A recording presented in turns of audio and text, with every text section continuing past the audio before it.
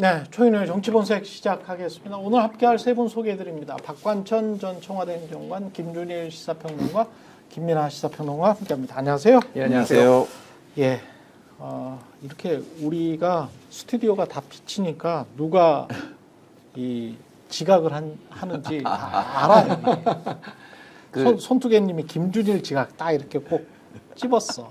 아니 그 옛날에 맥가이버 기억나십니까? 맥가이버요? 예, 네. 맥가이버에 보면은 오프닝 화면에서 이렇게 문 닫힐 때 싹 들어오는 장면이 그렇죠. 있어요. 팔을 쫙 펴면서. 그거 보니까 맥가이버하고 좀 닮으신 것 같아요. 아유 감사합니다. 어쨌든 지각은 아니었다. 지각은 아니었다. 슬라이딩을 했다. 예. 맞습니다.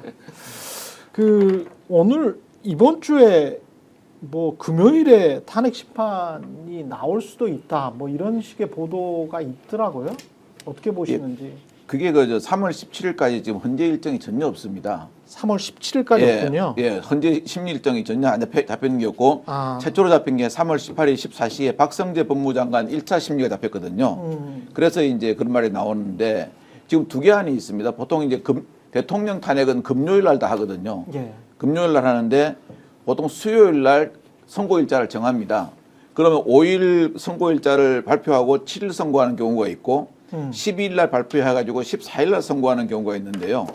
예, 헌법 68조에 의하면은 그 대통령이 고려된 때에는 60일 이내에 후임자를 갖다가 선거를 해야 됩니다. 근데 7일 날 선거하면은 5월 6일 안에 선거를 해야 되는데 이게 3, 4, 5, 6이 4일 연휴가 겹쳐버리지 않습니까? 그렇죠, 그렇죠. 그러면은 투표율이 떨어지거든요. 5월 달 투표까지 감안한다면? 예, 예. 그래서 아마 제가 보기로는 지금 대부분 사람들이 충분한 어떤 평의 과정이 있지 않습니까? 예. 그걸 이번 주 다음 주까지 거치고 한 14일 선고하고 5월 13일 이내에 그 대통령 보궐선거를 하는 게 가장 타당하지 않는가 하는 그 이야기는 많습니다. 14일 날 결정될 예, 것이다. 예. 이번에 14일 날 선고를 한다. 3월 14일 날. 예, 3월 14일 날요. 예. 아니 뭐 예. 말씀해 주신 거 거의 다 동의하고요. 그러니까 저는 오래전부터 3월 14일 정도 될 거다라고 얘기를 했어요. 뭐 그 여러 가지 이유가 있는데 그러니까 사실은 3월 7일 얘기가 나온 거는 열흘이거든요. 예. 최후 변론하고 열흘, 최후 진술하고 이제 열흘 정도면은 예전에 박근혜 대통령 사례에 비춰봤을 때 열흘 정도 걸렸거든요. 충분하다. 그 정도면. 그러니까 그렇게 근데 지금은 마은혁 재판관 임명 등등 그리고 사회적 갈등이 매우 크기 때문에 좀 더 신중하게 접근할 가능성이 높다라는 거 하나 하고 이게 헌재가 사실은 대선 일정까지 고려를 할지 안 할지는 모르겠으나 말씀하신 대로 만약에 3월 7일이면은요 60일 안에 해야 되니까 5월 6일이에요. 예. 근데 5월 4일, 5일, 6일이 연휴입니다. 그러면요 이게 4월 말로 대선을 땡겨야 될 수도 있어요. 그러니까. 그렇죠. 예, 더 땡겨야 되는 거거든요. 그 전주를 한 주를 땡겨야 돼요.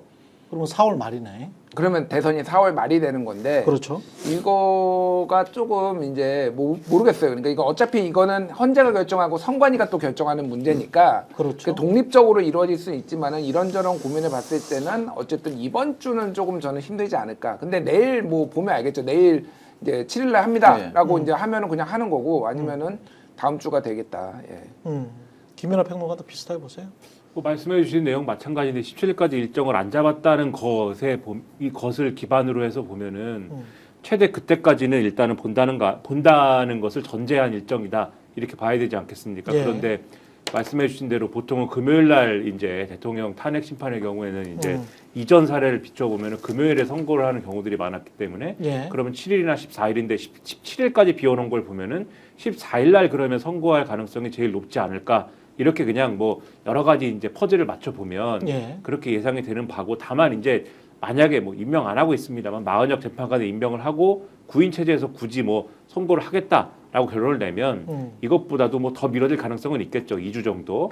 그러면 뭐 예를 들면은 이 변론갱신이나 이런 걸 해야 되니까 예. 뭐 그 가능성은 있지만 지금으로서는 17일까지 비워놓은 걸 보면은 가장 확률이 높은 거는 14일인 것 같다 이렇게 생각을 하고 있습니다. 17일까지 비워놓은 걸 보면 14일인 것 같다. 그러면은 5월 14일 이전에 선거를 하는 5월 거죠. 13일 2월 안에 13일 선거예요. 이전에 예, 선거를 하는 5월 거죠. 13일 안에 선고예요. 그러니까 최대 이제 최대 할 60일이니까. 수 있는 게 5월 13일 날 대선을 치르는 거예요. 그렇습니다. 그렇구나. 예. 예. 그게 날짜가 적절한 이유가 왜냐하면은 이제 저거 부재자가 아니라 사전 투표를 해야 되잖아요. 그러네요. 근데 그러니까요. 그 전주 이게 약간 그 한 주 앞에 하면은 이 연휴하고 껴서 그러니까 사전 투표하는 날짜 잡기도 되게 애매하고 그러네요. 뭐 이런저런 거 하여간 고민들이 있어요. 그래서 5월 13일 정도 대선을 하면 그게 가장 조금 무난하다. 대선 일정에는 뭐 그런 거를 고려를 할 가능성이 있어요. 예. 사전 투표가 이틀인가 그래서 그렇죠. 이틀이요. 예.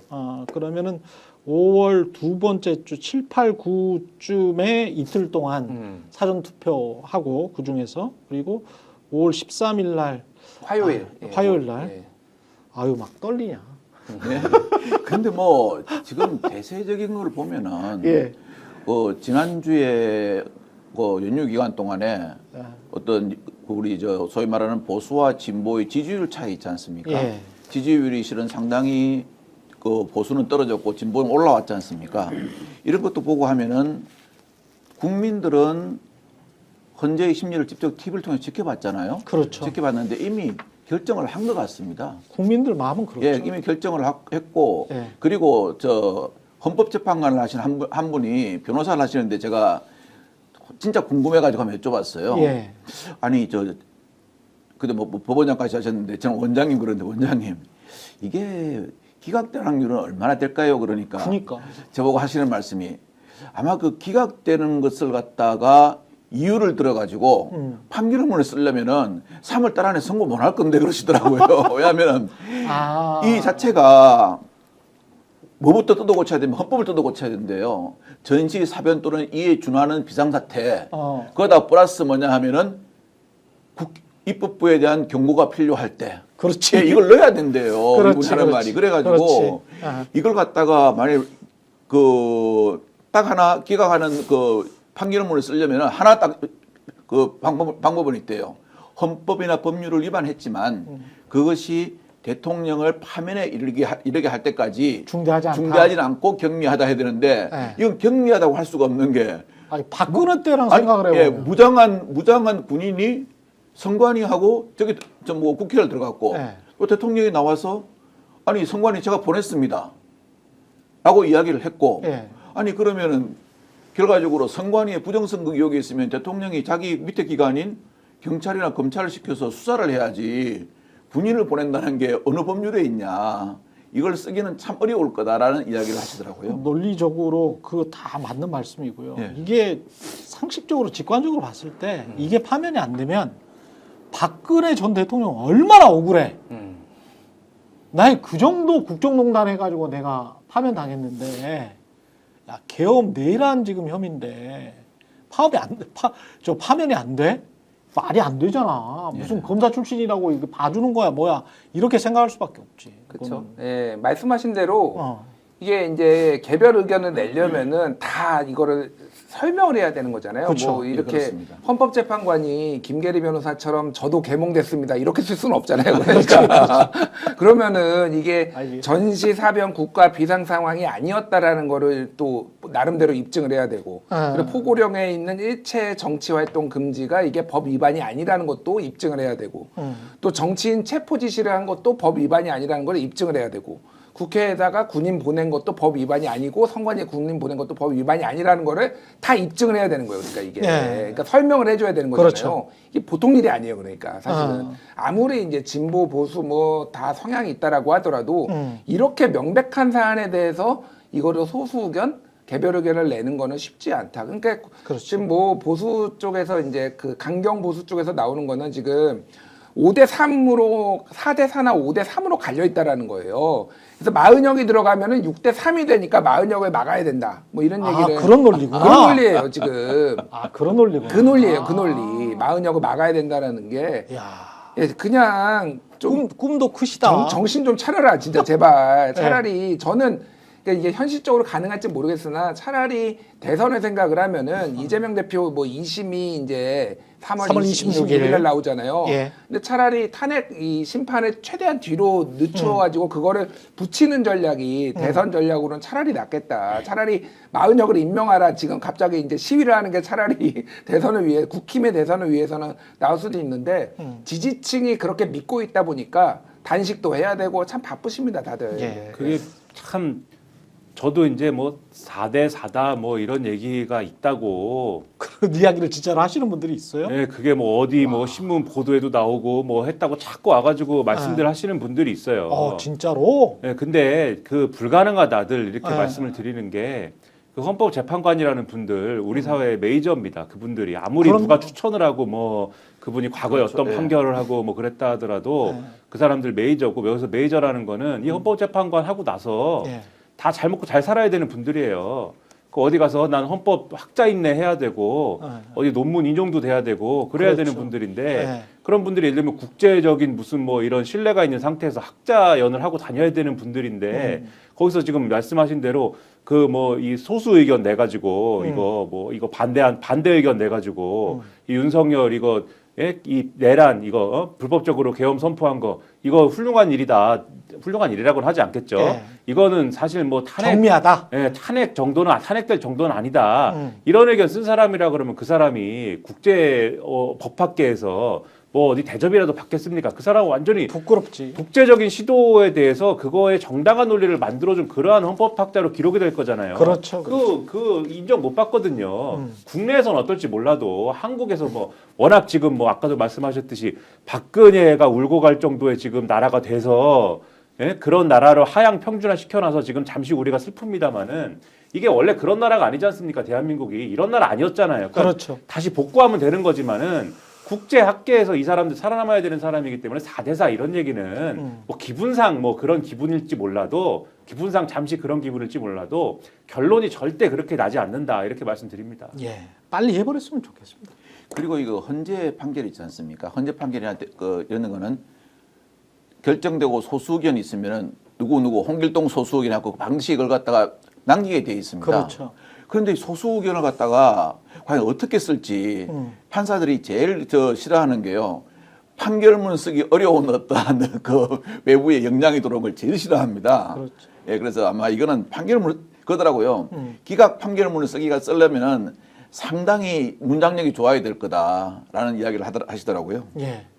지금 이런 상황인데도 정신 못 차리고 있습니다. 국민의힘 의원들이 뭐 그냥 뭐 자칭 목사들이라고 하는 분들이랄지 뭐 이상한 사람들 있잖아요. 전한길 씨랄지 뭐 이렇게 한국사 강의한다고 하시는 분들 뭐 이런 분들이 이상한 소리를 무대에서 하는 거는 뭐 그렇다고 치는데 국회의원들이 막 이상한 소리를 거의 비슷한 소리를 하니까요. 그거를 한꺼번에 다 이렇게 모아가지고 좀 들어볼 수 있을까요? 서천호, 윤상현, 나경원 씨가 했었던 이야기들 한번 모아서 한번 들어봅시다. 일단 이 사람들이 무슨 이야기를 하는지. 공수처 선관위 헌법재판소 불법과 파행을 자행하고 있습니다. 이 모두 되려 부수해야 됩니다. 처부수자. 대한민국 붕괴를 꿈꾸는 3대 검은 카르텔 세력, 첫째 좌파 사막 카르텔, 둘째 부정부패 선관위 카르텔, 셋째 종북주사파 카르텔. 곳곳에 암약하는 극좌파들이 대한민국의 법치도 헌법 가치도 무너뜨리고 있습니다.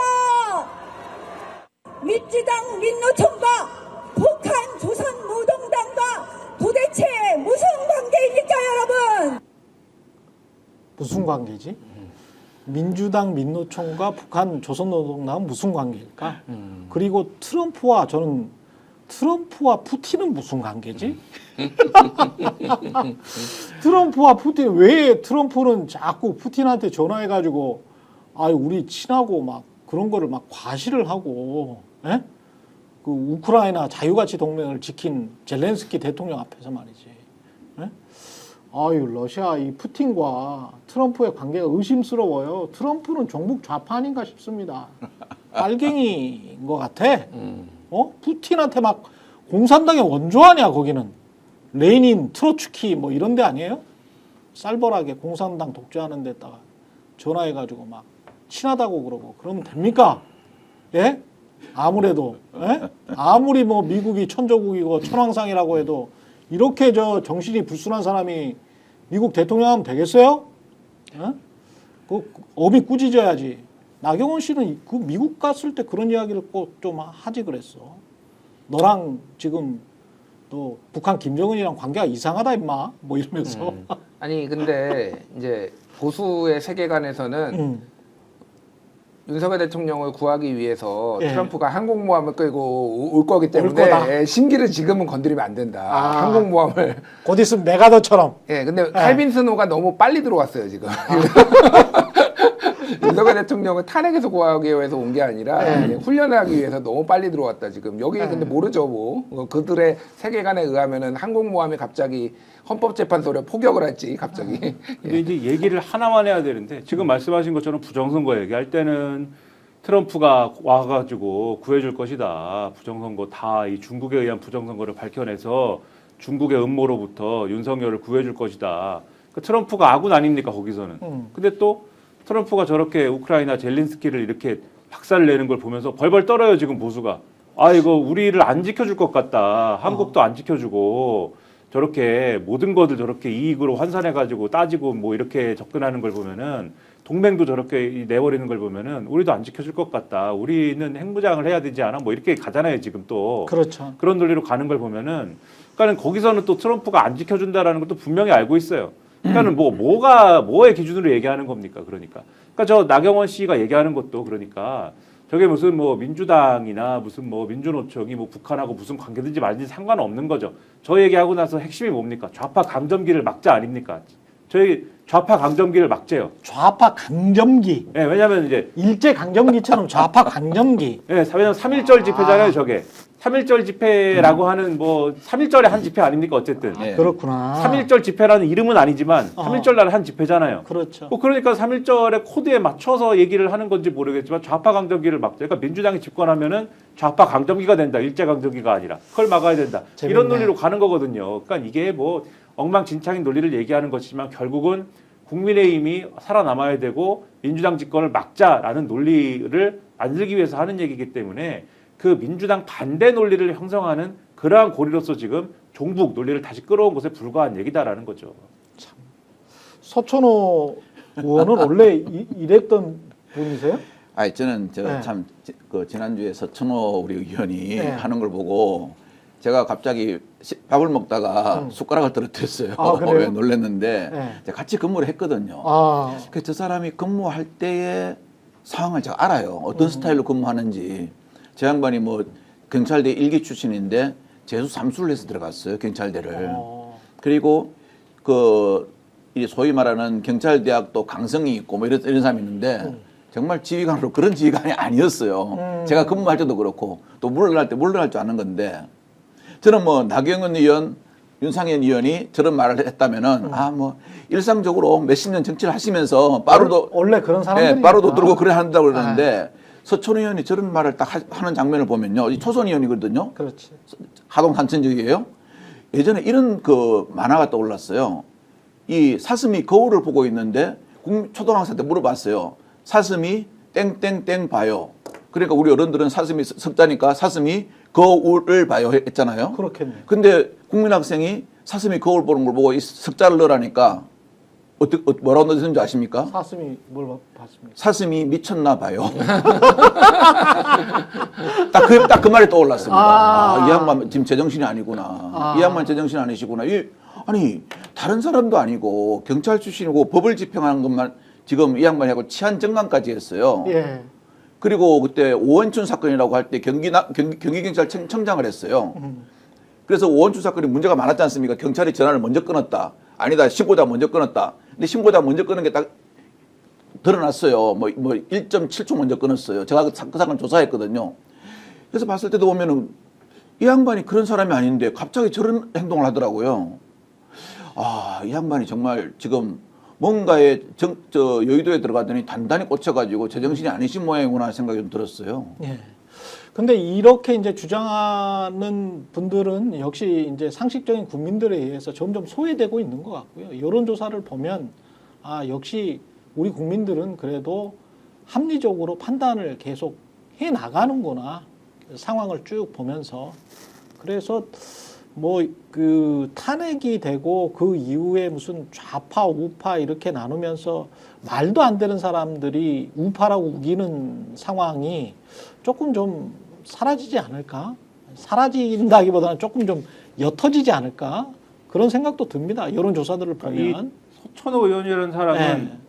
말도 안 되는 사람이에요. 그러니까 진짜로 지금 세 번이나 법을 위반해가지고 집행유예를 3번이나 받았더만. 이 사람. 그렇죠. 예. 일단 말씀하신 대로 경찰 출신이지 않습니까? 네. 그 경찰 출신이면 법을 지키자고 해야지 왜 헌법재판소를 거의 때려 부수자고 합니까? 그러니까. 그것부터가 문제고. 예. 근데 법을 어겼다라는 말씀과 관련돼서 일단 최동욱 검찰총장 사찰과 관련해 가지고 이때 그 최동욱 검찰총장 찍어내기 할 때 기억나시지 않습니까? 그때 혼외자가 있다. 예, 그렇죠. 이거를 이제 왜 어디서 이 정보가 나왔는지 모르지만 이게 조선일보에 보도가 되고 하면서 최동욱 검찰총장이 당시에 여러 가지 압박 속에서 자기가 이 감찰을 거부하고 뭐 이러면서 이걸 빌미로 이제 감찰을 하겠다고 들어와서 감찰을 거부하면서 이제 사표를 내잖아요. 예, 예. 그러면서 날아간 거지 않습니까? 그 당시에 모르겠습니다. 검사였던 윤석열 대통령도 상당히 뭐 억울하다는 생각도 했을 텐데 뭐 그 당시에 그러고 나서 이제 국정원 그 댓글 수사 거기로 불똥이 튄 거니까 그렇죠. 결국은 그게 핵심 문제였으니까 국정원 그렇죠. 댓글 수사가. 그렇죠. 예. 근데 그때 저는 서천호 국장이라는 직함으로 많이 기억을 하는데 서천호 국정원 2차장이었습니다. 국정 이분이. 2차장이었습니다. 그렇습니다. 이때 이제 최동욱 사찰에 관여한 걸로 그렇게 이제 알려져 있는 것이고 이것과 관련돼 가지고 이 불법 정보 조회를 지시한 혐의 등으로 기소가 돼서 이 형이 확정이 됐어요. 이거는 그래서 집행유예를 받은 것이고 그 다음에 간첩 조작 사건 있지 않습니까? 유우성 씨 관련해서 예. 이것도 국정원 대공수사팀이 이 검찰이 제출한 중국 출입국 증명서를 조작을 했다는 게 밝혀졌을 때 이때 서울중앙지검이 조사를 시작을 하니까 서천호 국정원 2차장이 이때 사임을 했거든요. 그러니까 이게 이것과 관련돼서도 이제 문제가 있다라는 게 예. 있었는데 이때 뭐 이 국정원 이것과 관련돼서 이제 여러 가지 얘기가 나왔습니다. 뭐 이거는 나중에 이제 비공개 증언 유출 뭐 이런 것도 관련돼서 이게 뭐 기소가 되고 했는데 이거는 이제 무죄를 받았습니다. 근데 국정원 댓글 사건 수사와 재판을 방해한 혐의가 있는데 이거는 뭐 이 당시에 뭐 온갖 뭐 웃기는 얘기들이 많았어요. 이 재판 방해하고 뭐 이런 거. 예. 근데 여기와 관련돼서는 이것도 이제 수사를 받고 이것과 관련돼서는 이제 이 징역 2년 6개월 받고 이거는 유죄를 받았습니다. 그러니까 이런 식으로 이런 식으로 이제 유죄를 받은 건들이 있는 그렇죠. 것이 않습니까? 그다음에 네. 국정원 댓글사 이 방해하고 뭐 이런 것들에 대해서. 근데 이게 윤석열 대통령이 다 기억하는 내용이잖아요. 그리고 본인이 관계자지 않습니까? 놀랍게도 2022년 12월 말에 사면을 해줍니다. 이거를. 예. 그리고 사면을 해줄 때 사면을 해주기 이전에 국민의힘의 이 서천호 전 차장이 비공개로 공천을 신청을 합니다. 그러니까 이게 예. 예, 그래서 약속 사면 아니냐 이게 약속 사면이네. 예, 이게 의혹이 불거진 사람 중에 하나예요. 그러니까 사실 윤석열 대통령 은혜를 입은 사람 아닙니까 이 사람은 이전에 행보나 이런 것들을 쭉 볼 때 그렇죠. 윤석열 대통령의 이전에 윤석열 대통령에게 상당한 피해를 준 건데 그걸 윤석열 대통령이란 사람이 대통령 시절에 죄를 사해주고 지금 의원직을 받은 거예요. 그러니 저 위에 올라가서 지금 헌법재판소를 때려 부수자고 하는 겁니다. 예. 그러니까 이런 세계관이에요 이게. 그러니까 이런 말도 안 되는 사람이 이런 얘기 하는데 우리 중도적인 어떤 국민들이 이런 말에 넘어가겠습니까? 이제는 다 이런 실체가 보이니까 여론조사 이런 데 보면은 더 이상 이제 효력이 없는 거죠. 이런 얘기들이. 그러니까 중도라는 게 이제 상식의 편에서는 국민들이라는 거겠죠. 그리고 이제 뭔가 뭐 영어로 하면 보통 스윙보터가 정치학자들은 가장 맞는 표현이라고 예. 하는데 그러니까 어떤 정당에 또는 어떤 인물에 나는 저 사람한테 꼭 투표할 거야. 그리고 이 사람한테는 절대 투표 안 할 거야. 뭐 이런 사람이면 이제 확실하게 한 정파에 묶여 있는 거고. 그렇죠. 중도라는 거는 아유 저 이번에는 이 인간들이 너무했어. 예, 예. 말도 안 돼. 그러니까 나는 이쪽에 투표할 수밖에 없어. 만약에 양당제라면. 예.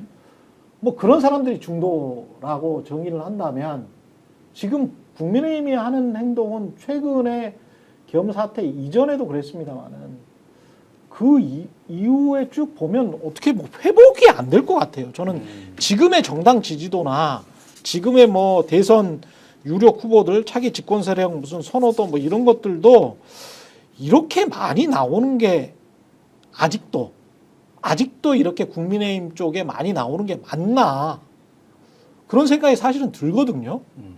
이게 국민들이 진짜 중도가 많다면 훨씬 덜 나와야 될 것 같거든. 제 생각에는 10% 정도 나오면은 좀 이해하겠는데 막 25% 30% 나오는 거는 우리나라 국민들이 그렇게 몰상식하지는 않는데 저는 그런 생각이거든요. 그러니까 이게 네. 대략적으로 전체 국민 중에 소위 말해서 극우에 가깝거나 극우의 주장에 동조하는 사람이 전체 포션이 얼마나 되냐라고 하면은 잘 모르겠어. 한 15에서 20 정도. 그러니까 그러면은 이제 그래 15%는 이해 갈 수 있어 예. 이렇게 생각하는 거지. 그러니까 15에서 20 네. 정도인데 이게 이제 평소에 그러면은 적극적으로 정치적 의사 표현을 하시는 분들도 있고 아예 투표율을 보면은 대선 투표율이 70% 후반대잖아요. 예. 그 얘기인즉슨 한 20%는 어쨌든 투표를 안 하시는 분이에요. 그 이유가 뭐가 됐든 내가 정치에 관심이 없어든 투표를 할 시간이 없어서든 그러면은 지금 이 실제의 이분들이 정치에서 차지하는 보수에서 차지하는 포션은 그러니까 20%라고 하더라도 40을 잡으면요. 40대 40, 뭐 21로 잡으면은 예를 들면은 이게 거의 절반 가까이 된다라는 거. 근데 이게 항상 극우적인 생각을 가진 게 아니라 특정 상황에서 발화가 된다는 거죠. 그러니까 그렇죠. 지금이 딱 그 시점이라고 진짜 보면 될 것 같고 그러다 보니까 지금 뭐 갤럽이래. 지금 이번 주에 나온 리얼미터 여론조사를 보면은 이게 이제 정상화되고 있다. 제자리를 찾아가고 있다라는 건데 이게 조사가 2월 26일부터 28일에 조사한 거거든요. 그러니까 지난 집회가 반영이 안 된 거예요. 주말에 있은 집회가 반영이 안 된 거고 그 앞단에 이제 있었던 거. 이때가 윤석열 대통령 최후 변론 했을 때입니다. 그러니까. 예. 그러니까 그게 이제 반영이 된 거고 그동안에 지속적으로 사람들이 1월 셋째 주를 기점으로 해서 서부지법 폭동을 기점으로 해가지고 정권 교체 여론이 계속 오르고 있어요. 그리고 정권 연장은 계속 떨어지고 있습니다. 그러니까 그게 되게 중요한 분기점이다. 서부지법 폭동이. 예. 그런데 이게 지금 3.1절 집회도 반영이 안 된 건데 3.1절 집회 이후에 그러면 이번 주에 나오는 갤럽이나 다음 주에 나오는 리얼미터에서 그러면은 더 국힘이 반등을 할 것이냐. 저는 그렇게 보지 않거든요. 그렇죠. 굉장히 위험한 발언들이 지금 굉장히 많은 데서 다 소개가 됐기 때문에 그냥 중도를 포기했다. 국힘은 제가 보기엔 중포당이다. 중포당. 예. 그냥 예. 예.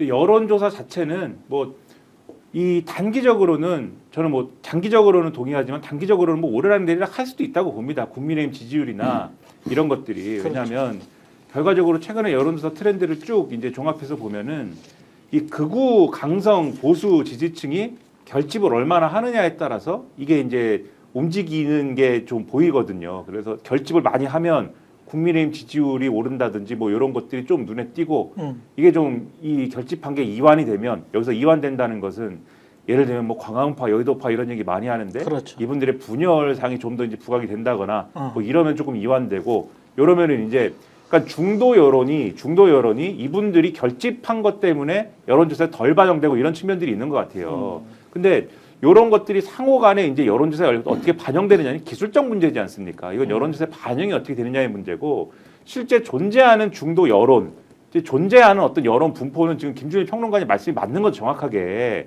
이거는 윤석열의 최후 변론을 봐도 그렇고 그리고 말씀대로 지금 우리가 방금 본 이 3월 1일 날 집회에 올라온 사람들의 발언이나 이런 것들을 다 중도층이 평가를 할 때는 이 사람들한테 절대 다시 정권을 다시 줘서는 안 되겠구나라는 그렇죠. 판단을 다 일관되게 할 수밖에 없습니다. 그러면은 여론조사 결과상으로는 뭐 약간의 오르락내리락하고 뭐 이런 흐름이 있을지는 몰라도 만약에 당장 내일 투표를 하고 또 당장 뭐 당장 일주일 후에 투표를 한다라고 하면은 중도층 여론이 그대로 반영될 거 아닙니까? 투표나 이런 데서는. 그러면은 국민의힘은 절대로 다시 집권할 수 없고 유의미한 결과를 낼 수 없는 그런 상황으로 선거를 치를 수밖에 없다. 그러니까 중도 포기당이 맞다. 이렇게 볼 수밖에 없는 거죠. 지금 입을 닫고 있잖아요. 예. 근데. 어떤 사람들은 그러니까 권성동이나 뭐 이런 사람들은 예. 이제 국민의힘 주류들은 박근혜까지 찾아가가지고 윤석열을 지지해달라. 그리고 국민의힘을 지지해달라. 우리 쪽으로 모으자. 뭐 이런 이야기만 하고 있고.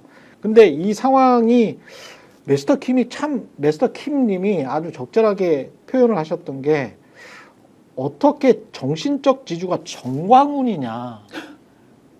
이유가 있죠. 이 말은 너무 적확하네.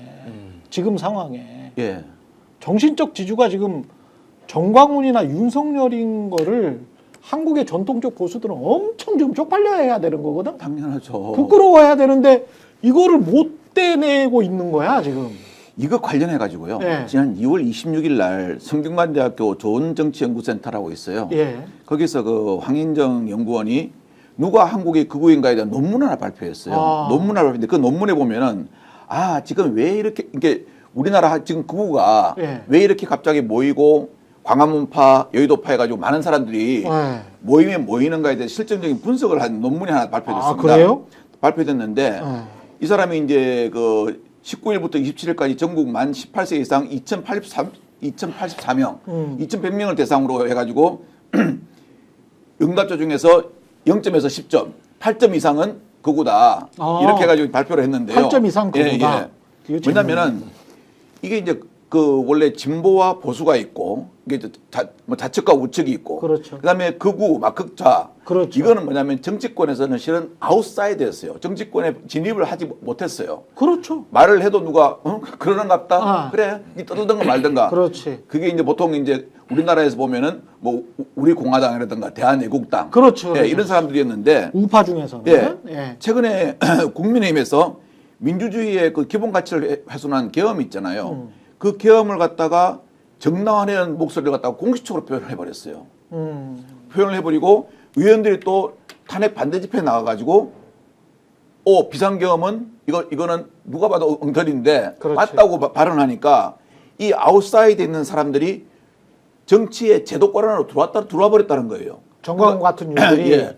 그러니까 스타가 돼버렸어. 예, 밖에서 있을 때는 경제적인 이익만 조금씩 얻고 있었는데 아. 이제는 뭐냐면 정치 권력에 들어와가지고 정치 권력을 쥐게 된 거죠. 정치 권력 플러스 금력을 같이 쥐게 된 겁니다. 이 사람들을 내보내려면은 정말 힘들다는 거죠. 정말 힘들다는 건데 그래서 이 사람이 이제 한 번 지니까 이걸 갖다 안 놓치려고 계속 확장하는 상황에서 그러네. 이게 광화문하고 여의도로 나눠지니까 정광훈 입장에서는 야 밥상은 내가 차려놨는데 손 목사 네가 왜 놨어? 이러니까 싸움이 일어나는 겁니다. 예, 이렇게 싸움이 일어나는데 그렇게 봐야 돼. 예, 또 하나 재밌는 거는요. 뭐냐면은 우리나라의 극우 지지자 있지 않습니까? 예. 이 논문에 극우 지지자가 몇 프로라고 나온지 아십니까? 몇 프로? 13%라고 딱 나옵니다. 그래 그 정도면 내 이해한다니까. 근데 이 13%가 예. 우리 제 기자님 한번 생각해 보십시오. 어디서 많이 들어본 숫자 아닙니까? 13%? 예. 어디서 들어봤을까요? 그 윤석열 대통령의 계엄을 찬성했고 사과를 안 한 김문수 노동부 장관이 처음 얻은 지지율이 13%입니다. 딱 떨어집니다. 그래서 제가 자, 그 논문을 갖다가 참 그 연휴 동안에 너무 재밌어서 다 읽어봤어요. 읽어봤는데 참 재밌더라고요. 그래가지고 이 주로 이제 이분들이 하는 게 뭐냐면은 법원 난입해서 폭력 행사하는 거 있잖아요. 예. 이것도 괜찮다 그러거든요. 맞아. 예. 그래서 그런 여론조사도 있었어. 예, 그래서 저는 맞아요. 참 예. 웃긴 게 아까 우리 김평론에 말씀하셨지만 그 서청호 2차장 있지 않습니까? 뭐 자동차고 조사하고 할 때 제가 민정이 있었어요. 이 양반이 한 번씩 들어왔다 나라를 하는 거 보고 저거 게임하면 큰일 났는다는 생각, 우려는 했는데 예. 그 2차장이라는 자리가 준 어떠한 그 부담감 때문에 솔직히 좀 약간의 어떤 자기 물론 불법하면 안 되죠. 얽혀 들어간 건 있어요. 그래서 했는데 저는 윤통이 이 양반을 갖다가 특별 사면하고 복권하기 전에 이 양반이 벌써 선거에 나온다 손들었죠. 그래서 그래갖고 뭐 약속 대련이다 이런 말 했었잖아요.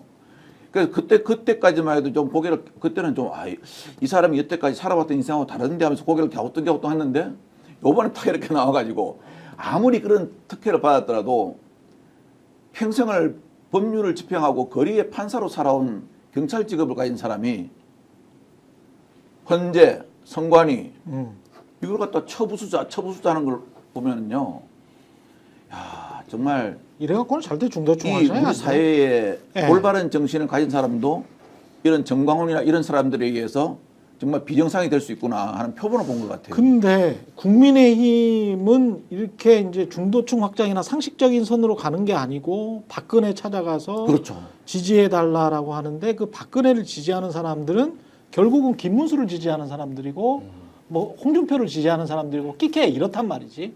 그러면 이제 박근혜가 말했던 것도 야 이때는 정치적으로 단합해야 돼. 뭐 누가 나서가지고 무슨 딴소리 하지 마. 그거는 이제 이른바 친한동훈계 한동훈을 의미하는 것이고. 예, 예. 그러니까 오히려 국민의힘이 외연을 확장하는 쪽으로 가는 게 아니고 점점 왜소화되는 쪽으로 몰아가고 있는데 그거를 당 지도부가 앞장서서 하고 있는 거잖아요. 이럴 때 가령 이제 당 지도부가 김민아나 김준일이나 박관천이나 이런 사람들을 모아놓고 야 우리 어떻게 외연 확장해야 돼? 이런 토론회라도 벌이면 이거 뭐 변하려나? 이런 생각을 좀 갖게 되거든. 그런데 그게 아니고 박근혜 찾아가자. 대구라도 지키자. 뭐 이런 거잖아. 얼마나 황당하겠어. 서울에서 있는 이른바 이제 중산층 서울 수도권 유권자들이 봤을 때는 그 사람들이 사실 2천만 명이 결정하는 거거든. 근데 이거 너무 황당한 거지. 그 사람들이 봤을 때는 아니 박근혜가 무슨 골 결정력이 있어? 지금? 쉽게 말해 스트라이커야? 아니잖아. 아니 탄핵을 당해가지고 파면이 되셨고 네.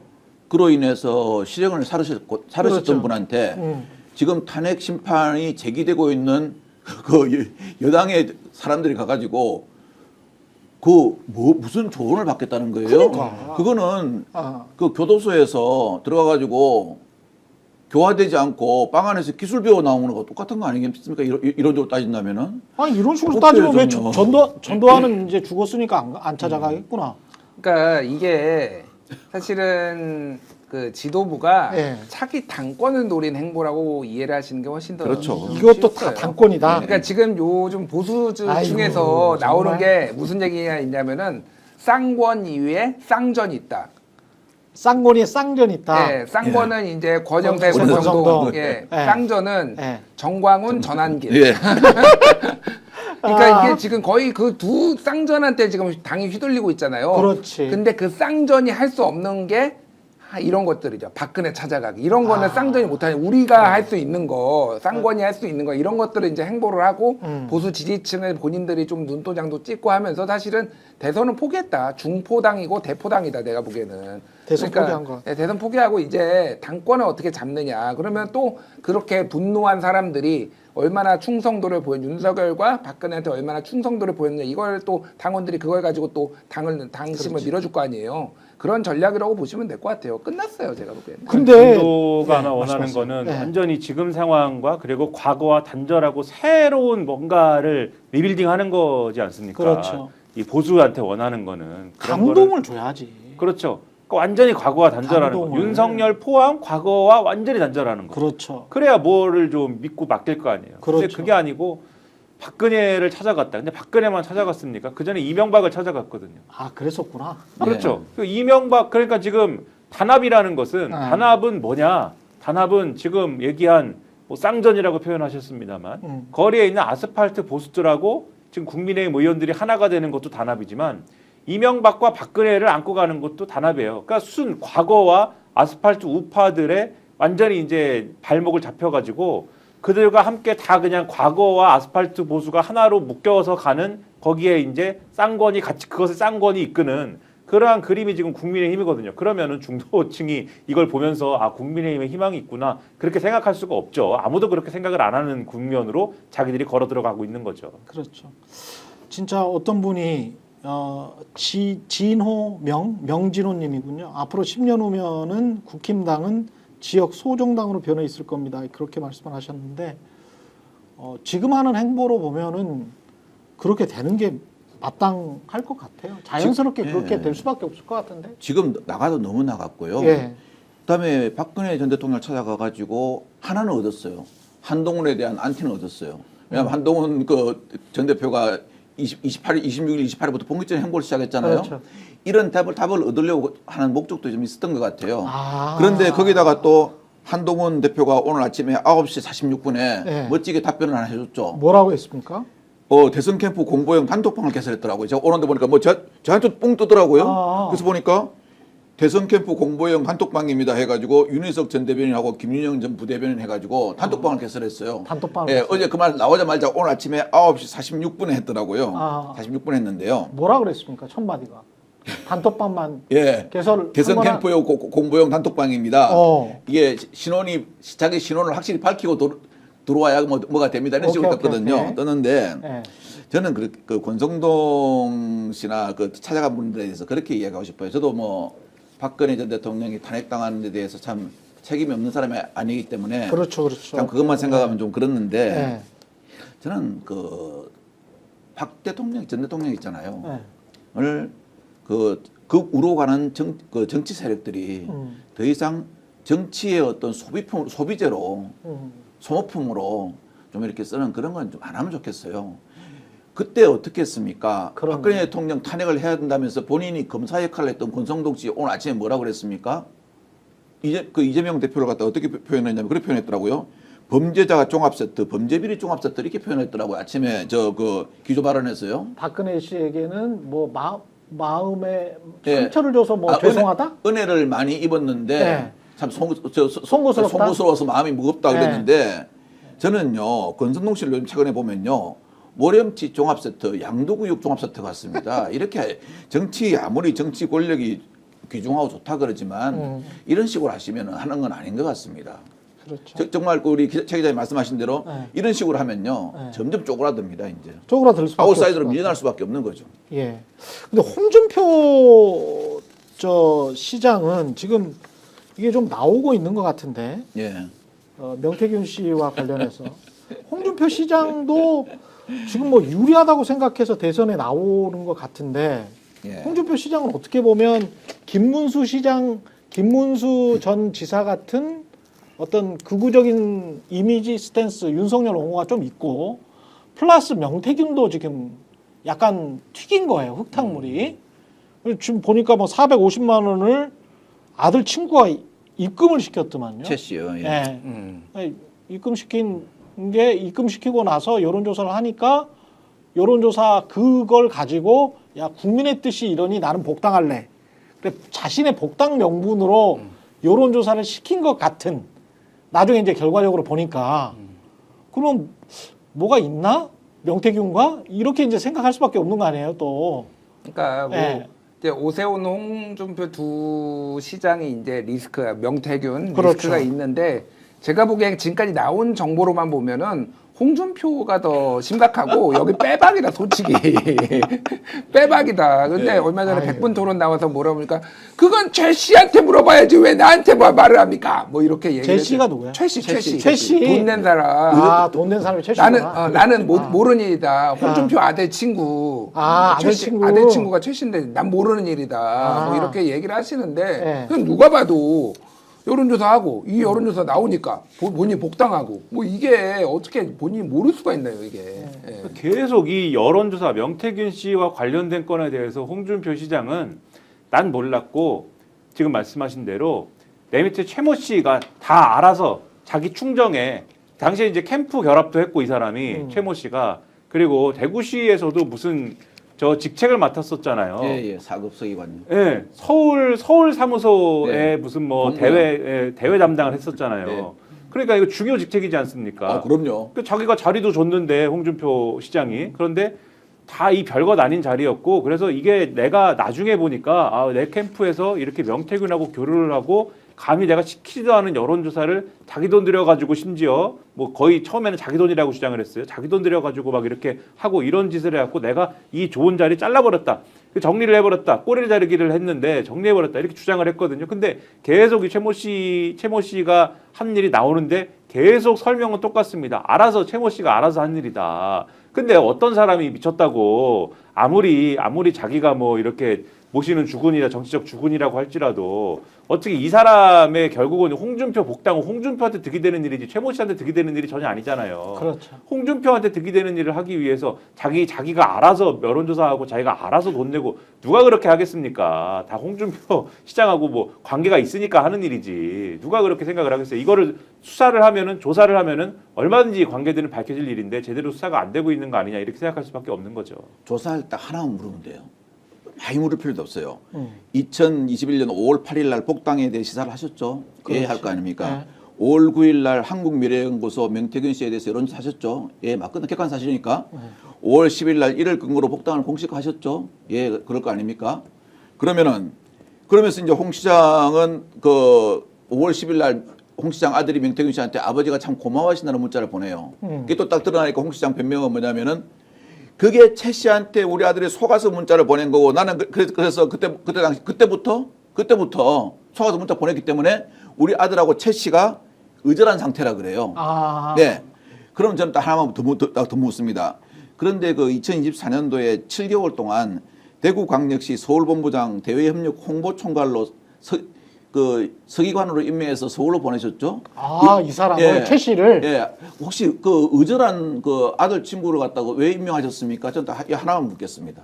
그랬네. 그러면은 제가 보니까 더 이상 답변을 못 할 것 같아요. 이게 거짓말을 너무 많이 하면요. 그러니까 거짓말을 솔직히 제가 이제 우리 시청자 여러분들 조사받는 팁을 하나 갖게 드릴게요. 이 사안에 대해서는 검사나 수사관은 정말 조사받는 사람보다 모릅니다. 제일 사안은 이 사람이 제일 잘 알고 있어요. 그렇지. 그러면 조사할 때 어떻게 하냐면은 다 이렇게 조금씩 연필로 메모를 합니다. 수사관이나 검사가 몰랐던 걸 갖다가 메모를 하려고 앞뒤를 쭉 맞춰봐가지고 거짓말을 하면 앞뒤가 막 안 맞아요. 그렇지. 요것만 하나씩 나중에 지적을 해주면. 형광펜으로 딱딱딱 칠해놨다 요것만 탁탁탁탁 던집니다. 그러네. 예, 딱 이렇게 던지면은요. 야, 참 정말 그 홍 시장님께서는 홍길동전을 한 번 더 모셔야 될 것 같습니다. 할 말이 없어져. 예. 할 말이 없어져. 근데 참 이 국민의힘 깝깝한 게 지금 제가 한번 이렇게 말씀하시는 동안에 한번 쓱 써봤어요. 한동훈은 안에서 주류 세력이 싫어해. 홍준표는 명태균 흑당물에 김문수랑 스탠스가 비슷해. 김문수는 스탠스가 정광훈이야. 오세훈은 명태균 흑당물이 지금 튀기고 있어. 예. 유승민은 원래 싫어해. 배반장물이. 원래 안에서 싫어해. 그럼 어떻게 할 거야? 이게 지금 김문수는 정광훈류들이 좋아하는 거거든. 근데 국민의힘은 중도 확장을 하려면 정광훈류들과 사실은 떨어져야 돼. 그런데 나머지 사람들은 떨어질 만한 사람들, 한동훈과 유승민, 그다음에 오세훈 정도겠네요. 이 사람들은 특히 이제 한동훈과 유승민은 그냥 안에서 싫어하고 원래 싫어해. 답이 없어요. 그러니까. 답이 없네. 네. 오세훈은 지금 명태균한테 자꾸 발목이 잡히고 있고 이게 뭐 답이 없는 정당이네 이렇게 되면. 그러니까 이제 김문수가 국힘의 후보가 되는 게 제가 보기에는 점점점 확률이 높아지고 있어요. 확률이 높아지고 있어요. 예, 제가 보기에는 한 45% 저는 개인적으로 하자면 45% 정도 그래, 봅니다. 벌써 예. 지금 상황은 예, 45% 정도 보는데 예. 이 김문수가 정치를 굉장히 김문수 장관이 오래 했는데 사실은 중간에 휴지기가 있었잖아요. 이게 일종의 블랙박스 같은 거예요. 사실은 그 극우 지지층들이 환호할 만한 얘기를 어마어마하게 많이 하셨거든요. 근데 지금 그게 이제 언론에 많이 노출이 안 됐는데 딱 선거 본선 들어가면은 별 해괴한 말들이 막 나올 겁니다. 그러니까 그렇죠. 그냥 자리에 그러니까 존인한테 굳이 그런 얘기 안 해도 되는데 갑자기 김구의 국적은 중국 아니냐 이런 얘기를 갑자기 하시잖아요. 그러니까 그렇지. 공개적으로 국회에서 그렇지. 얼마나 옛날에 극한 얘기를 했을까 지지자들한테. 그러니까 이게 답도 없는 얘기고 결국은 박근혜가 이명박 정부 때 박근혜가 2012년에 후보가 돼가지고 그때 이제 문재인 후보를 이길 수 있었던 그 배경에는 이게 일단 박근혜와 이명박이 일종의 다른 정치인 거 다른 정치 세력이다. 일종의 정권 교체 효과 같은 게 있었거든요. 그러니까 이명박한테 실망을 했지만 박근혜가 같은 한패거리가 아니었으니까 뭔가 희망을 가져야 되는데 그러면은 여기에서 그나마 희망이 있는 게 유승민. 그러니까 정권 교체 같은 느낌이 나잖아요. 그러니까 보수 세력 내에서 정권 교체 같은 느낌이 나고 그렇지. 한동훈은 한 몸이었지만 어쨌든 본인이 완벽하게 거의 사실상 반윤으로 들어섰으니까 느낌적으로는 한동훈도 그나 가능성이 있는데 둘 다 배신자예요. 안에서 너무 싫어해. 가능성이 없어. 가능성이 없어. 안에서 너무 싫어해. 끝났다. 제가 보기엔 대선은. 예. 참 이렇게 해서 이 거대한 정당이 무너지고 있는 거구나. 그 앞에 우리 20대 대선 때 그 모 후보자의 어떤 통화 내용을 갖다가 국힘에서 계속 털고 다녔죠. 그 좀 약간 좀 이렇게 그렇죠. 욕도 들어간 그 통화 내용을 저는 김문수 장관께서 후보로 나오신다면은 소방관? 이른바 2012년도 새벽에 통화한 내용 있잖아요. 그게 아마 이제는 계속 또 예, 나오겠지. 반대쪽에서 틀어야 되지 않을까 하는 생각 들어요. 예. 그 저는 원문 파일 다 들어봤거든요. 예. 그때 제가 이제 그 조사를 해야 되는 입장이기 때문에 소방관 파일? 예, 재밌어요. 아, 그렇습니까? 예. 그래서 우리가 기억하는 거 말고도 더 많습니까? 그게 좀 말이 좀 이렇게 보면은 예. 참, 야, 저렇게 처신하는 게 이게 또 뭐 그 초등학교 있잖아요. 제가 교사들 나무라는 게 아닙니다. 교사들 비하하는 게 아니고 예전에 보면 우리 초등학교 교사분 중에서 승진도 못 하시고 거의 정년되신 분 있잖아요. 초등학교 1, 2학년 교사님들. 그분들이 생각하시는 그런 사고 같아요. 아, 그래서 보면 참 굉장히 권위적이구나. 예, 그래서 제가 보기로는 아마 그 녹취 파일이, 녹음 파일이 이제는 그 선거 홍보용 캠프차에 계속적으로 나오지 않을까 하는 생각을 합니다. 마지막으로 그 트럼프나 젤렌스키 그 충돌 한 거 보셨어요? 딱 저는 한 50분 동안 다 봤는데 저는 일단은 침략을 당했던 적이 많잖아요. 우리나라 국민. 그렇죠. 그 어떤 비애감이 야, 이 전쟁은 진짜 일어나면 안 되는구나. 전쟁이 일어나면 하여간 농락 당하는구나. 농락 당할 수밖에 없겠구나. 그런 생각을 확 했어요. 이거는 누구의 편도 아니고 뭐 트럼프나 젤렌스키의 편도 아니고 절대 우리는 전쟁이 일어나면 큰일 나겠다. 그러니까 저는 그거 보면서 이제 네. 다 보지는 않고 이제 중요한 장면들 이제 좀 보고 기사를 봤는데, 네. 그러니까 예전하고 트럼프하고 달라진 거는 예전에도 포장을 했지만 힘의 논리로 갔는데 이때는 아예 대놓고 힘의 논리고 모욕까지 줬다. 이게 너무 이제 차이인 것 같아요. 그러니까 아니, 이렇게까지 할 일인가? 모욕적으로 이런 모욕감을 줄 일인가? 그러니까 어떤 뭐 자유민주주의 연대였잖아요. 그러니까 어쨌든 그래서 이런 전체주의 세력을 막기 위해서 게다가 공격을 당한 거잖아요. 그러면은 뭐가 됐든 최소한 미국의 그게 공화당이든 뭐 민주당이든 그런 거 정당에 상관하지 않고 미국이 추구했던 가치라는 게 있잖아요. 최소 그런 포장 정도는 해줬거든요. 그렇지. 야, 그런데 오늘 아침에 속보 난 거 이제 무기 다 중단해 버리겠다. 예. 지원 중단해버리면 네, 중단 이제 그러면 너 알아서 해라라는 거예요. 너 알아서 해라. 결국은 이제 이거는 세계의 다극화. 일단은 유럽에서도 지금 이제 더 이상 미국 못 믿겠다. 자체 그렇지. 무장한다라는 거고 이제 완벽하게 각자 도생의 시기로 이제 돌아섰습니다. 그래서 저는 이걸 트럼프가 보면서 우리나라- 딱 하나 걱정한 건 뭐냐면은 지금 조만간 지금 유럽과 중동의 눈이 돌아가 있기 때문에 트럼프가 아직은 이 동아시아의 눈을 안 돌렸지만 다행이야. 항공모함 저는 들어온 게 이제 조만간 북한하고 지금 대화를 하든 뭘 쇼부를 보겠다라는 식으로 그렇지. 봤거든요.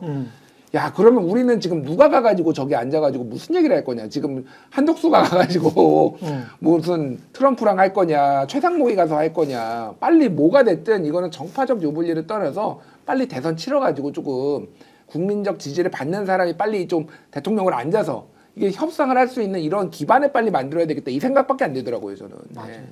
그러니까 미국이 너무 무섭죠. 무섭더만요, 진짜. 그러니까 젤렌스키와 우크라이나가 얼마나 지금 아까 말씀하신 대로 얼마나 슬픕니까 사실. 아유. 그러니까 러시아가 어쨌든 쳐들어온 거잖아요. 아니 침공을 한 건 러시아야. 근데 러시아가 침공했다는 말 자체도 안 해. 그렇죠. 트럼프는 단 한마디도 안 해. 그렇죠. 러시아랑 나랑 푸틴이랑 친하다. 내가 전화했고 야 그 안보 걱정하지 마. 5% 2%밖에 안 되니까 내가 다 해줄게 임마. 일단 딜이나 서명이나 해. 네 광물이나 먼저 뺏자. 뭐. 순 이런 식이야. 그러니까 러시아도 자기들이 침공했다고 얘기를 안 하기 때문에 그렇지. 자기들이 뭐 특수한 군사 작전을 했다라고만 이제 뭐 이렇게 우회적으로 얘기를 했기 때문에 그렇죠. 침공이란 말을 안 하는 건데 러시아가 침략을 해서 그러니까 젤렌스키와 우크라이나는 가만히 있다가 이제 땅을 지금 뺏긴 것이고 그 원래는 이게 무슨 뭐 평화협정을 하면은 적어도 뺏긴 땅은 돌려주고서는 진짜 평화협정을 하든지 말든지를 해야 되는 건데 지금 트럼프가 하자는 것은 러시아가 뺏어간 땅들을 러시아를 주고 그렇지. 그다음에 내가 너희를 지켜줄 테니 뺏긴 땅은 러시아 걸로 하고 내가 너희를 지켜줄 테니까 지켜주는 대가로 지금 광물 채굴 거를 반 내놔라 이거지 않습니까? 그렇죠. 그 돈을 내놔라 이건데 그렇죠. 그거를 젤렌스키가 수용을 할 수는 없잖아요. 상식적으로는. 하지만 근데 수용을 안 할 그렇죠. 수도 없어. 네, 하지만 수용을 안 할 재간이 지금 없는 거예요. 없어. 다른 카드가 그러니까 없어. 젤렌스키는 그 수용을 소통을 하러 갔지만 네. 뭐 한마디 안 할 수 있습니까? 그래도 우크라이나 대통령인데 네. 한마디 한 거예요. 그래도 네. 이건 좀 너무하지 않냐? 한마디 어딜 네가 지금 옷도 그렇게 입고 와서 어딜 네가 여기서 시끄럽게 지금 그렇지. 이래가지고 혼을 내면서 네. 너는 앞으로 얘기하지 마. 그래서 지금 미국이 얘기하는 게 지금 말씀하신 것처럼 군사 지원도 앞으로 안 할 거야. 그리고 이 젤렌스키는 그 전부터 말을 안 듣는데 젤렌스키를 바꿔야 되지 않을까? 이 얘기를 하지 않습니까 지금. 이런 서름을 갖고 완전히 지금 뭐 이 묵사발이 된 건데 이런 걸 보면은 아까도 말씀드렸지만 보수 특히 우리는 지금 말씀하신 대로 대통령이라도 잘 뽑아가지고 이 협상을 어떻게든 미국의 이익으로 선하고 모든 거를 딜로 생각하는 미국하고 정말 딜 대 딜로 붙어가지고 어떻게든 살아남자 이 생각을 하지만 우리는 이런 생각하지만 보수는 지금 공포를 느끼고 있어요. 원래 미국하고 미국이 좀 지켜주는 체제 안에서 한미동맹을 강화해가지고 그렇지. 미국에 의존하는 형태로 모든 문제를 해결할 수 있다. 이렇게 온 건데 절대 아니야. 그렇죠. 이 세계관 하나로 이걸로 밀어붙였고 여기까지 온 건데 트럼프 생각은 절대 그런 게 아니야. 이 세계관에 동의하지 않는 사람들을 좌파야 그리고 너네는 뭐 자유민주주의를 훼손하는 사람이야 친중이야 뭐 이래가지고 다 이렇게 퉁쳐갖고 온 건데 지금 보니까는 미국이 안 지켜주게 생긴 거고 그 실예가 우크라이나에서 딱 보여진 거 아닙니까? 그래서 보수의 세계관에 균열을 내는 이런 사태가 일어나서 보수는 지금 답도 없는 거예요 사실은. 이런 쟁점들을 가지고 토론을 하게 되지 않습니까? 그렇죠. 보수의 실력이 다 드러날 겁니다. 그래서 이런 보수의 실력을 완전히 드러나게 만드는 그런 판을 사실은 여기서 만들어야 되고 그러려면은 이 소위 말하는 민주당, 범민주당에 해당하는 이분들도 실력이 그 정도 된다라는 걸 유감없이 보여주는 그런 상황이 이제 돼야 된다. 이게 제가 이걸 50분 동안 보면서 가장 안타까웠던 게 젤렌스키가 한국 언론에서는 이 말을 안 하던데 젤렌스키가 트럼프랑 젤렌스키랑 충돌하는 첫 번째 충돌하는 지점이 야 유럽은 네 별로 도와주지도 않았잖아. much less 이렇게 이야기해요. 야 우리보다 훨씬 도와주지도 않았어. 그리고 걔들은 니한테 원조 준 거고 대출해 준 거야. 나중에 다 가지고 갔잖아. 근데 우리는 가지고 가지도 않았다. 그리고 우리 그런 식으로 따지면 우리 납세자의 권리 미국 납세자의 권리도 생각해야지 라고 하면서 미국 국민들 앞에서 이야기를 해요. 그러면 미국 유권자들 입장에서는 저 말이 맞네. 그럴 수밖에 없잖아요. 본인들 국익이니까.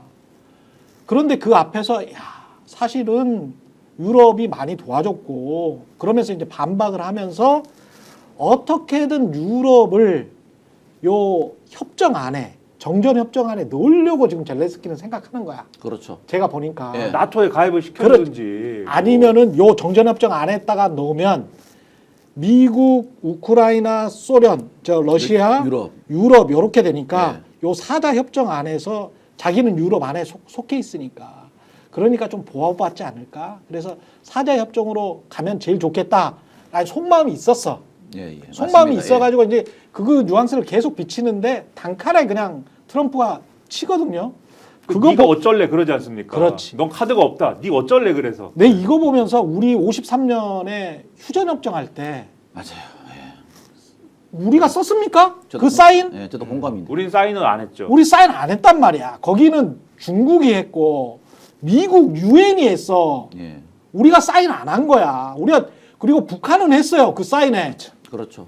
너무 슬픈 거야. 그 생각이 나니까.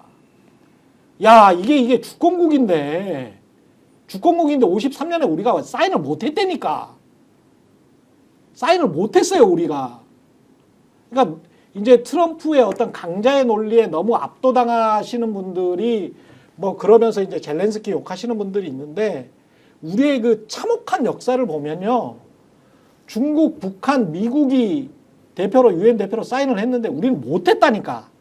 젤렌스키 그 심정인 거야, 지금. 유럽을 어떻게든 넣어가지고 안전보장을 받고 싶은 거야. 그냥 나는 좀 짠하더라고, 솔직히. 물론 어쩔 수가 없어. 3년 동안 이렇게 해가지고 카드도 없고 냉혹한 국제 현실에 어쩔 수는 없는데 참 짠하다. 저게 외교구나. 현실이구나. 저는 그걸 보면서 참 그 생각을 했어요. 참 남의 일이 아니다. 그럼요. 라는 생각을 하면서 젤렌스키가 두 가지를 실수했거든요. 아까 말씀하신 유럽도 해가지고 유럽을 그렇죠. 너무 적극적으로 옹호하면서 자기 우군을 끌어들이려고 그랬고 그렇죠. 또 하나 실수한 것은 그 트럼프와의 회담이 결렬된 다음에 바로 또 유럽 측에 가가지고 뭐 싹 이제 좀 우호적인 분위기가 되니까 또 한마디를 했어요. 아직까지 전쟁이 끝나려면은 상당히 멀은 일이다. 그러니까 미국이 오늘 아침에 거기서 답변해 줬죠. 앞으로 군수물자 하나도 안 보내주겠다. 저는 이걸 보면서요. 우리나라도 국가적 정치 지도자를 뽑을 때 그 정치 지도자가 꼭 가지고 있어야 될 자질이 무언가를 한번 생각해 볼 수 있을 것 같아요. 왜냐하면 한 가정의 가장도 밖에 나가서 일을 하다 보면은 상사에 대한 스트레스, 그다음에 뭐 솔직히 뭐 얼마나 많겠습니까? 확 그냥 한번 사표 내고 나와버리고 싶은 심정이 얼마나 많겠습니까? 근데 자기 딸린 처자식을 생각하기 때문에 그걸 참고 일을 하는 거거든요. 그러면 이 국가를 운영하는 사람은 그 사람 말 한마디 운명에 몇 천만 국민이 그렇지. 운명이 달려 있는데 저렇게 어떤 게 자기의 감정을 그대로 드러내는 그런 어떠한 그 외교에서 처신을 하면 어떻게 될까? 저는 그걸 딱 생각하면서 야, 우리가 참 우리도 정신 차리고 국가 지도자를 잘 뽑아야겠다는 생각을 했습니다. 그렇습니다. 예, 마지막으로 광고 하겠습니다. 예, 인터넷 비교원이죠. 비교원으로 최대 108만 원 혜택 놓치지 마시기 바랍니다. 비교원 하나면은 인터넷 신규 가입할 때 48만 원, 인터넷 비교원, 휴대폰 통신사 변경할 때도 최대 30만 원 받고요. 정수기 렌탈도 최대 30만 원. 그리고 인터넷 성능은 거기서 거긴 거 아시죠? 혜택만 잘 비교하시면 됩니다. 108만 원이 3년마다 한 번씩 돌아올 수 있습니다. 비교원은 23년 동안 60만 명의 누적 가입자고요. 983억의 지금 혜택을 이미 드렸어요. 개인정보 보안도 철저하니까요. 한 건의 보안 사고도 없었습니다. 8억 이상의 보증보험을 가입한 업체고요. 예.